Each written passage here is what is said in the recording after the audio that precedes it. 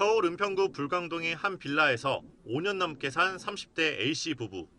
최근 전세 계약이 끝났지만 집주인 B씨는 돈이 없다며 2억 5천만 원의 보증금을 돌려주지 않고 있습니다.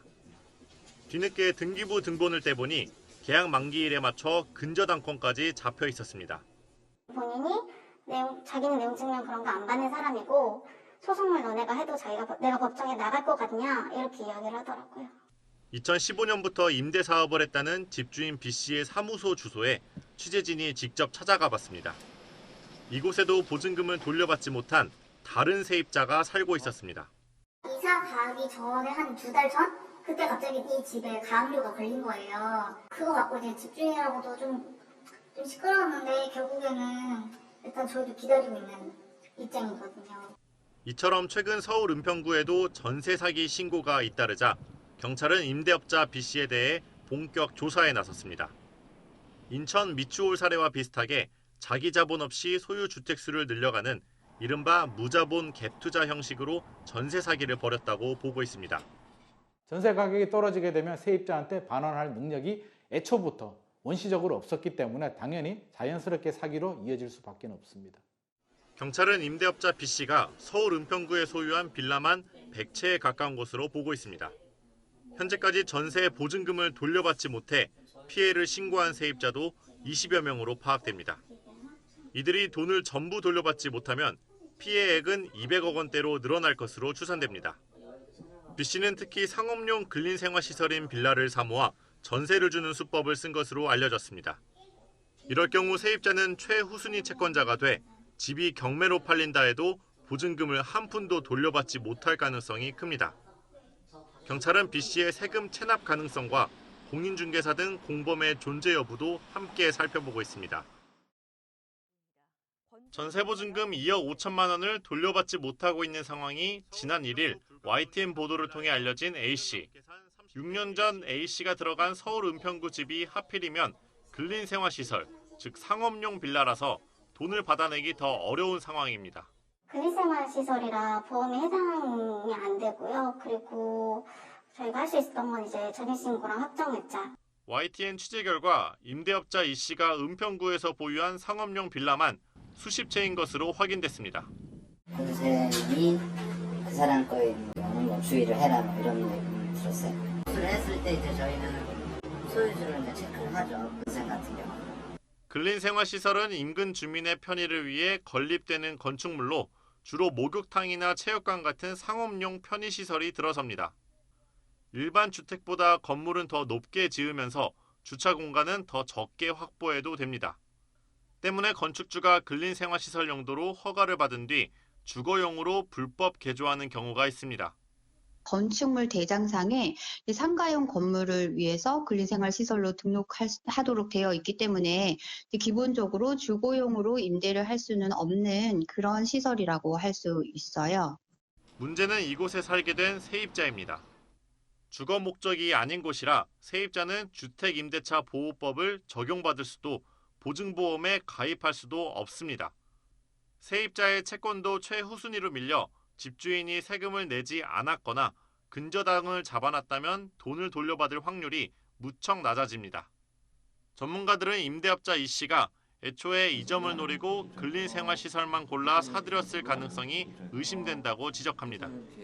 좀 나쁜 케이스인데요. 이게 세입자는 주택인 줄 알고 들어왔을 겁니다. 아마 주로 사기 당하시는 분들이 2030, 지식도 부족하고요. 경험이 좀 없는 분들이다 보니까 제대로 확인하지 않고 E씨는 YTN과의 통화에서 서민들에게 양질의 집을 값싸게 제공해주려 했을 뿐이라고 반박했습니다.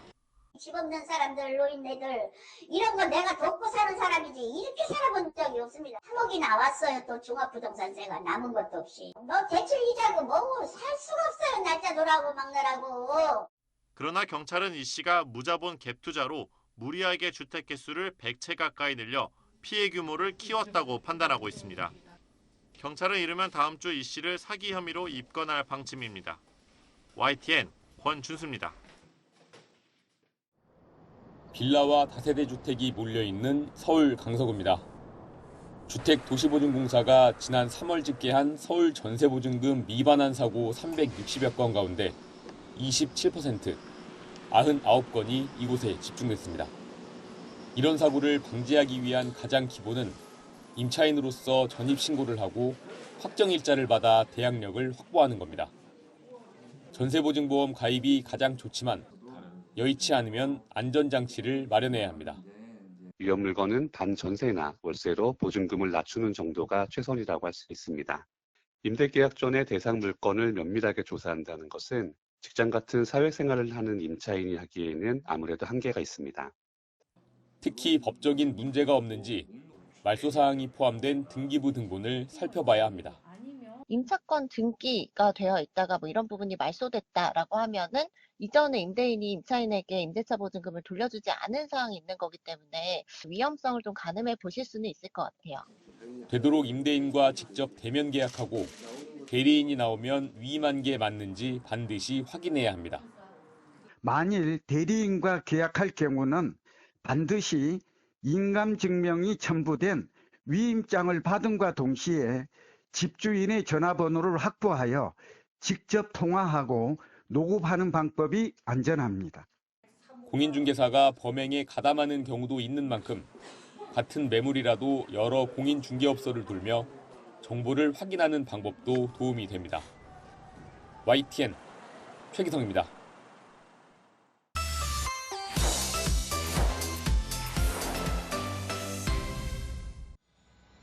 미국 금융 시스템의 약한 고리로 꼽히는 퍼스트 리퍼블릭 은행이 JP모건 품에 안깁니다. 자산 2,300억 달러, 총 예금은 1,000억 달러에 이릅니다. JP모건 회장은 정부 요청에 따라 인수했다고 밝혔습니다. 지난 3월 초 120달러 수준이던 주가가 98% 폭락하자 금융 전반으로 위기가 번질 것을 우려한 당국이 적극적으로 개입한 것입니다. 투자은행을 빼면 지난 2008년 금융위기로 무너진 워싱턴 뮤추얼에 이어 두 번째로 규모가 큰 은행의 파산이기 때문입니다. Pleased to say that the regulators have taken action to facilitate the sale of First Republic Bank and ensure that all depositors are protected and the taxpayers are not on the hook. 인수자가 확정되면서 실리콘밸리 은행과 시그니처 은행이 이어 올해만 세 번째로 은행이 문을 닫게 됐습니다. 은행권 위기 확산은 일단 진정 국면에 접어들 것으로 분석되지만 경제에 미칠 영향은 여전히 불확실합니다. 특히 이번 사태로 은행들이 신용 기준을 높이면서 소비 투자 심리가 위축되고 경기 둔화로 이어질 수 있다고 우려합니다. 因为他们主要是中小型银行和区域性银行的客户嘛，那么他们下一步的支出啊、投资再扩大生产啊，还有他们下一步的经营成长业绩啊等等，都是带来较大的不确定性和风险。 샌프란시스코 본사를 비롯해 8개 주에 있는 퍼스트 리퍼블릭 지점 84곳은 JP모건 체이스 은행으로 다시 문을 열게 됩니다. 미 금융당국도 퍼스트 리퍼블릭의 모든 자산을 압류해 인수 작업을 돕기로 했습니다. YTN 조용성입니다. 누군가 차량에 불을 놨습니다. 검은 연기가 하늘로 치솟습니다. 일부 시위대는 건물에까지 불을 질렀습니다. 경찰이 막아보려 하지만 몰려드는 시위대에 힘이 붙입니다. 연금 개혁에 반대하는 노조원들의 노동절 시위입니다. Nous, tout ce qu'on veut, c'est qu'il abdique et puis qu'il retire sa réforme. Voilà. 경찰 대응도 한층 강경해졌습니다. 사람이 모이는 곳엔 어김없이 물대포 세례가 이어집니다.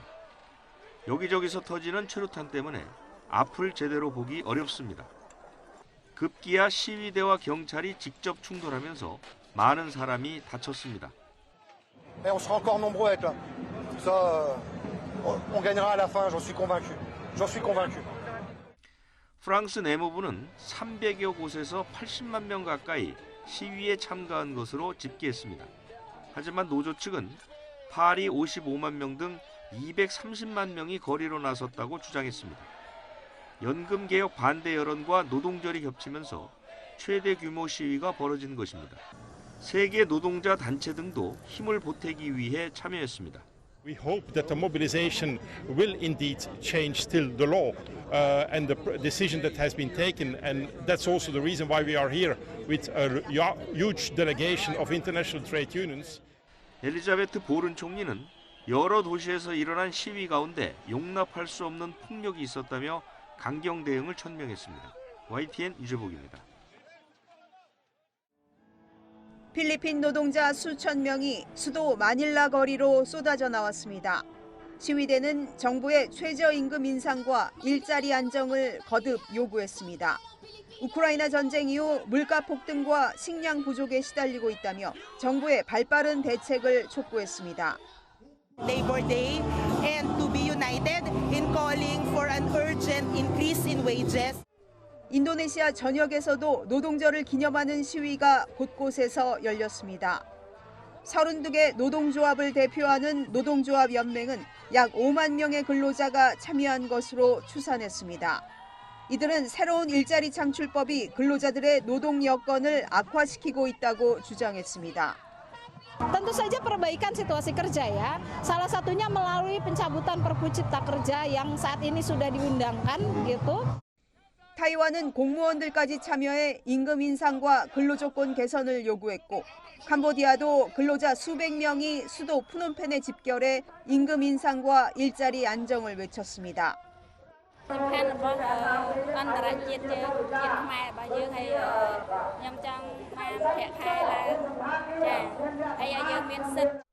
한편 중국은 노동절 황금 연휴를 맞아 이틀간 1억 1천만 명이 이동하는 등 전국 관광지가 인산인해를 이뤘습니다. 마카오 카지노는 중국 관광객들이 몰리며 지난달 매출이 400% 이상 급등하기도 했습니다. YTN 김선입니다.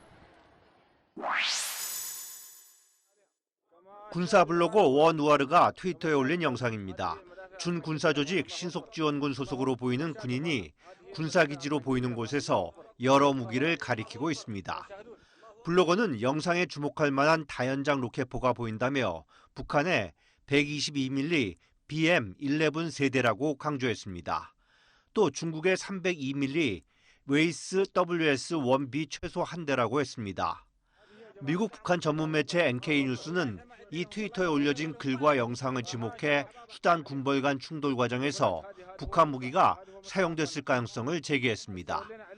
이에 대해 네덜란드 군사정보 사이트 오릭스 관계자도 수단은 북한제 활공폭탄을 공중폭탄으로 사용하고 다연장 로켓포와 유도 로켓도 사용한다면서 북한 무기 사용 가능성에 무게를 뒀습니다.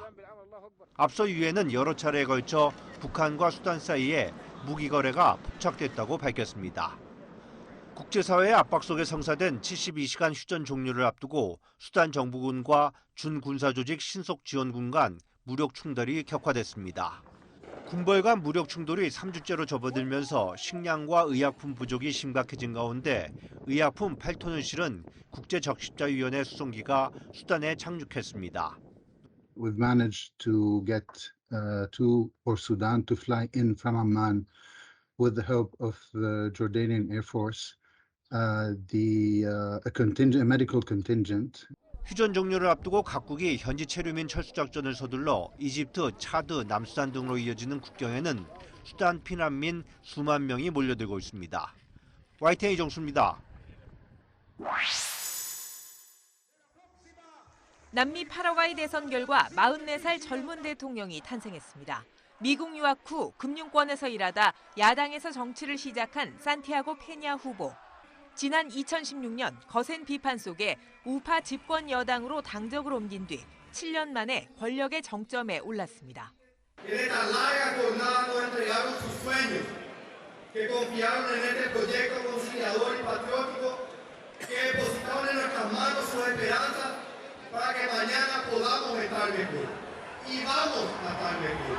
결과가 나온 직후 현지 타이완 대사관은 바로 SNS에 환영한다는 글을 올렸습니다.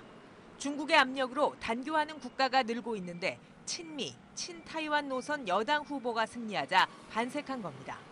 파라과이는 중국 대신 타이완과 수교한 세계 13개국 중 하나로 남미에서는 유일합니다. 초반 여론조사에서 앞서던 친중국 성향 야당 후보는 뚜껑을 열고 보니 예상 밖의 큰 격차로 패배했습니다. La división ha hecho que no podamos llegar al objetivo de poder producir el cambio que la mayoría de los paraguayos nos están solicitando. 브라질과 아르헨티나 등 중남미 주요국에서 잇따라 좌파 정권이 출범했지만 보수적인 파라과이 사회는 변하지 않았습니다. 이로써 우파 콜로라도 당은 70년 넘게 집권을 이어가게 됐지만 리스크는 남아 있습니다. 마약 밀매 등 각종 의혹에 휩싸인 현 여당 대표가 페냐 당선인의 가장 큰 후원자이기 때문입니다. 당선인에 대해 꼭두각시라는 비난이 벌써 나오고 있어 부패 세력과의 관계를 청산하지 못할 경우 국정 운영에 큰 부담이 될 전망입니다. YTN 이경아입니다. 우크라이나의 대반격 예고에 러시아는 미사일 공격으로 응수했습니다. 지난 사흘 동안 미사일을 쏟아부었습니다. 현지 시간 1일 우크라이나 전역에 대한 미사일 공격으로 2명이 숨졌습니다.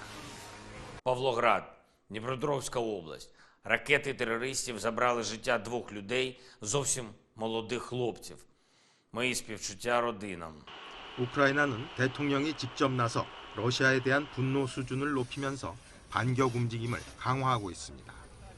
지난달 30일 크림반도 유류 저장고를 겨냥한 공격이 자국군 소행이라고 밝히고 병참기지 파괴는 반격을 위한 준비 과정이라고 설명했습니다. 이런 가운데 우크라이나와 인접한 러시아 서부 브리안스크 지역에서 선로 폭발 사고로 화물 열차가 탈선했습니다. 러시아 당국은 이 사고가 고의적인 파괴 공작 때문이라고 밝혔습니다. Все оперативные службы на месте, они работают и ищут именно ДРГ, ищут тех, кто подорвал данное железнодорожное полотно. 그동안 러시아 철도에 대한 고의 파괴 공작이 있었다는 보도는 여러 차례 있었지만 러시아 당국이 이를 공식적으로 확인한 것은 전쟁 시작 이후 처음입니다. 러시아 중요 시설에 대한 파괴 공작이 이어지면서 불안감이 높아지고 있는 가운데 우크라이나의 대반격 분위기가 고조되고 있습니다. YTN 김진호입니다.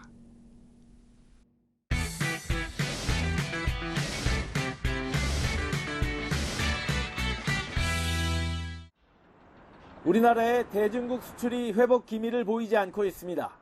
대중국 수출은 지난 1분기에 1년 전보다 28% 감소한 데 이어 4월에도 27%가 줄었습니다. 반도체와 석유화학, 무선통신, 철강 등 주요 품목들의 중국 수출이 계속 큰 폭으로 하락하고 있습니다. 중국의 전체 수입 감소율은 회복하며 무역이 정상화하고 있지만 한국 제품에 대한 수입은 늘지 않고 있는 것입니다. 최대 수출 품목인 반도체의 하락폭이 1분기 마이너스 45%에서 지난달 마이너스 32%로 조금 개선됐지만 경제활동 재개에 따른 낙수 효과는 기대만큼 나타나지 않고 있습니다. 중국 내 재고가 상당히 많은 상황이어서 1분기에는 그렇게 나타나지 않았다고 얘기를 하고 있고 2분기, 3분기 지나면서 서서히 나타날 것으로 그렇게 전망을 하고 있고 넥스트 차이나로 주목받고 있는 아세안 지역으로의 수출도 지난달에 26% 넘게 줄었습니다. 특히 반도체가 40%가량 감소했는데 아세안 내 최대 무역 파트너인 베트남의 수출 부진이 중간재인 반도체 수출에 직접적인 영향을 준 것입니다. 거기서 만드는 뭐 각종 텔레비전이나 휴대폰이나 그런 것도 좀 줄다 보니까 거기에 들어가는 칩도 줄고 결국은 베트남 수출이 많이 줄다 보니 아세안 쪽이 지금 안 좋습니다. 지금. 아세안은 지난해까지만 해도 중국에 이어 우리나라의 두 번째 수출 대상국이었습니다. 하지만 올해 들어 전년 대비 수출이 매달 마이너스 20% 정도 역성장을 기록하며 미국의 2위 자리를 내줬습니다. 글로벌 경기 침체에 따른 반도체 한파와 미중 무역 분쟁이 반도체에 편중된 우리 수출 전략에 새로운 변화를 요구하고 있습니다. YTN 박홍구입니다. 반도체 수요와 가격이 동반 하락하면서 우리나라 수출도 7개월째 역성장을 이어가고 있습니다. 지난달 수출액은 496억 달러로 1년 전과 비교해 14.2% 줄었습니다. 15대 주요 수출 품목 가운데 반도체가 40% 넘게 급감하는 등 자동차와 2차 전지를 제외한 대다수 분야에서 수출이 감소했습니다.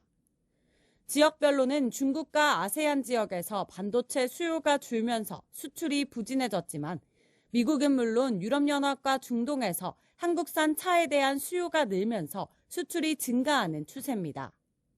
최대 수출 대상국으로서의 중국, 미국과의 간격이 많이 줄어들고 있고 최대 수출 품목으로서 반도체와 그다음 수출 품목으로서 자동차 간의 격차가 많이 줄어들고 있는 상황입니다.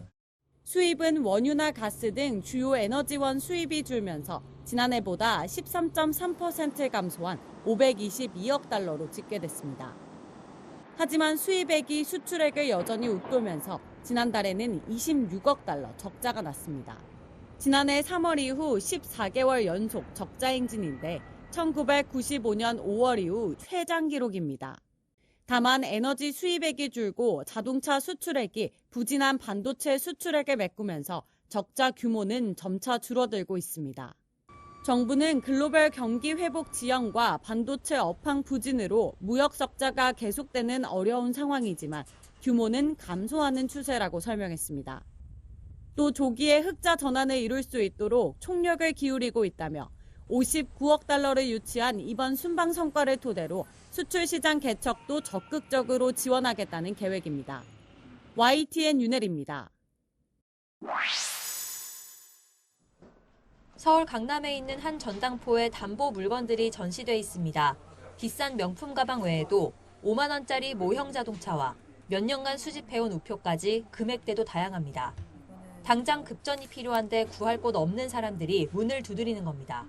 개인 신용 대출이나 뭐 다 받으려고 했는데 신용으로서 더 이상 나오지 않을 때 내 신용을 보지도 않고 나의 소득 중vik만 되면 얼마든지 물건을 300만 원까지는 그냥 물건을 맡기고 돈을 받을 수 있으니까. 최근엔 연령대를 가릴 것 없이 방문객이 부쩍 늘었습니다. 특히 취약계층일수록 금융권 대출이 쉽게 나오지 않다 보니 불법 사금융에 내몰리지 않기 위해 푼돈이라도 빌리려는 사례가 많습니다. 아무래도 이제 금리 물가 다 오르다 보니까 조금 이제 자금 사정이 빠듯해서 카드 대납을 위해서 또는 이제 이자 비용을 막기 위해서 또 대출로 또 이자를 막는 좀 이런 게 좀 늘어난 것 같아요. 실제 고물가와 고금리가 이어지면서 서민층의 채무 상환 어려움은 커지고 있습니다. 올해 1, 2월 금감원에 접수된 불법 채권 추심 피해 상담 건수는 271건으로 지난해 같은 기간보다 2배 늘었습니다. 또 지난 한 해에만 불법 사금융 피해 4,510건에 대해 정부의 무료 법률 대리 지원이 이뤄졌습니다. 불법 채권 추심을 당하거나 법정 최고금리 초과 대출을 받은 피해자들이 주된 대상입니다. 금융당국은 피해자들이 가혹한 불법 채권 추심으로부터 보호받을 수 있도록 더 적극적인 지원 사업을 운영하겠다고 강조했습니다. 금감원도 대부업건을 상대로 준법 운영을 거듭 당부하고 나섰습니다. 불법적 채권 추심 등으로 인한 서민층 피해가 확대될 수 있다는 우려가 제기되고 있습니다. 대부업계 스스로의 준법 기능 활성화를 위해 힘써 주시길 당부드립니다. 다만 법정 최고금리가 여전히 20%로 묶여있는 한 서민들은 계속 제도권 밖으로 내몰릴 수밖에 없어서 최고금리를 현실화해야 한다는 주장에 더 힘이 실릴 것으로 보입니다. YTN 강희경입니다. 지난달 발생한 학원가 마약 음료 사건을 계기로 청소년 대상 마약 범죄가 다시금 주목받고 있습니다. 음료에는 통상적인 필로폰 투약 분량의 3배나 담겼던 거로 확인됐고 특히 전화 금융사기 범죄가 합해진 신종 범죄라는 점에서 심각성이 컸습니다. 청소년 스스로 마약을 투약하거나 유통, 판매하는 경우도 눈에 띄게 늘고 있습니다. SNS 등을 통한 접근성도 높아지면서 최근 5년 새 청소년 마약 사범은 4배 넘게 뛰었습니다. 하지만 마약 사범 처벌은 점점 가벼워지는 추세입니다. 최근 3년 동안의 통계를 보면 마약 사범에 대한 실형 선고 비율은 점점 줄고 있지만 집행유예 비율은 점차 증가하고 있습니다. 정부는 지금부터라도 마약 범죄 뿌리를 뽑아야 한다고 강조합니다. 저희 정부는 많이 잡을 겁니다. 그리고 악소리 나게 강하게 처벌할 겁니다. 특히 중독 위험이 큰 청소년을 보호하기 위해 검찰은 앞으로 10대를 상대로 한 마약 공급 사범에 대해선 법정 최고형, 그러니까 4형 구형까지 불사하겠다는 방침을 내세웠습니다. 미성년자에게 마약류를 제공하면 최대 무기징역에 처하게 하고 영리 목적이었거나 상습적이라면 사형까지도 선고할 수 있는 현행법 조항을 적극적으로 적용하기로 한 겁니다. 검찰은 당장 이번 주 재판에 넘겨질 학원가 마약 사건 일당에게 해당 가중처벌 조항을 적용할 수 있을지 검토하고 있습니다. 또 새로 출범하는 국위양형위원회에서 마약 사범에 대한 처벌 기준 강화 안건이 논의될 수 있도록 힘을 쏟겠다는 계획입니다. YTN 김다연입니다. 파키스탄을 덮친 기록적인 폭우로 도로가 온통 물에 잠겨 사라졌습니다. 독일에는 100년 만의 폭우로 마을 전체가 떠내려온 나무와 쓰레기로 뒤덮였습니다. 인도는 50도 가까이 기온이 오르는 전례 없는 4월 살인폭염에 몸살을 앓았습니다. 지구촌 곳곳을 강타한 이런 기상이변의 원인은 이례적인 3년 라니냐였습니다. 라니냐는 열대 동태평양의 바닷물 온도가 평년보다 낮아지는 현상입니다. 지난 2020년 8월부터 시작돼 올해까지 3년이나 이어졌는데 해양에서 대기로 열의 불균형이 확산하며 전 세계적인 재난을 일으킨 겁니다. 보통 라니냐는 6개월에서 1년 정도 지속되다 중립 상태가 되는데 2020년에 시작된 라니냐가 지금까지 이어지면서 3년 연속 지속되는 것은 이례적인 상황입니다. 올해 3월까지 이어지던 라니냐는 중립 상태를 거쳐 지금은 오히려 기온이 예년보다 높은 엘니뇨 상태로 접어들고 있습니다. 기상청은 5월에서 7월 사이 엘니뇨가 발달하고 가을쯤에는 강한 엘니뇨로 심화할 것으로 전망했습니다. 여름철 엘니뇨가 발달하면 우리나라에는 무더위를 몰고 오는 고기압의 확장이 늦어집니다. 따라서 장마와 무더위도 늦게 시작하는데 남부지방은 호우가 잦아지는 특성을 보입니다. 엘니뇨가 발달하는 여름철에 우리나라는 남부지방을 중심으로 강수량은 증가하고 기온은 하강하는 경향성이 있습니다. 3년 라니냐에 이어 강한 엘니뇨가 예고되면서 올여름 기상이변에 대한 경고등이 켜졌습니다. YTN 정혜윤입니다. 지난 2012년 출범한 세종시는 대중교통 수송 분담률 70% 이상을 목표로 계획된 도시입니다. 대중교통 중심 도시를 표방하며 도심 주요 도로를 왕복 4차로로 좁게 만들었는데 지난해 시내버스 분담률은 7.9%로 전국 특광역시 가운데 최하위였습니다. 출퇴근 시간 차량 정체는 지금도 심각한데 세종 국회의사당 건립 등 지속적인 인구 증가로 더 악화할 거로 예상됩니다. 그래서 세종시는 전국 광역지자체 가운데 처음으로 전 시민 시내버스 무료화 정책을 시행하기로 했습니다. 오는 2025년부터 세종시민이라면 출발지나 목적지 중 한 곳이 세종시인 경우 시내버스 무료 이용이 가능하다고 설명했습니다. 세종시는 내년 9월부터 4개월 동안 출퇴근 시간대 버스 요금 무료화를 우선 추진하기로 했습니다. 버스 요금을 먼저 계산하고 지역화폐로 환급받는 방식인데 대중교통 예산이 지금보다 연간 200억 원 넘게 더 투입될 전망입니다. 버스는 우리 시 유일한 대중교통 수단으로 날이 갈수록 심각해지는 도심 내 차량 정체를 해결하기 위해서는 버스 이용 활성화가 사실상 유일한 대안입니다. 버스 무료화에 앞서 광역버스 등 12개 노선을 신설하고 공용자전거 확대 등을 통해 대중교통 접근성을 높일 계획입니다. 무료화를 통해서 대중교통 활성화를 할 수 있다는 좀 어떤 시사점이 나왔으면 좋겠고요. 그런 시사점이 나올 수 있도록 좀 단계적 도입을 할 때 저희들이 자문위원들이 적극적으로 의견 개진을 하도록 하겠습니다. 전문가들은 세종시의 경우 행정기관을 찾는 외지인 방문이 많은 만큼 대중교통 이용률을 높이려면 추가 대책을 서둘러 마련해야 한다고 지적했습니다. 실수요자들의 의견을 최대한 반영을 해서 정말 거미줄처럼 촘촘하게 노선을 정할 필요가 있을 것 같고 행정도시로서의 특성 또 국제도시로서의 특성이 있기 때문에 거기에 부합된 그런 노선 체계를 만드는 것이 필요하다 이렇게 보여집니다. 세종시는 이번 교통체계 개편으로 오는 2030년 시내버스 분담률을 14%대로 끌어올릴 수 있을 것으로 기대하고 있습니다. YTN 이상곤입니다.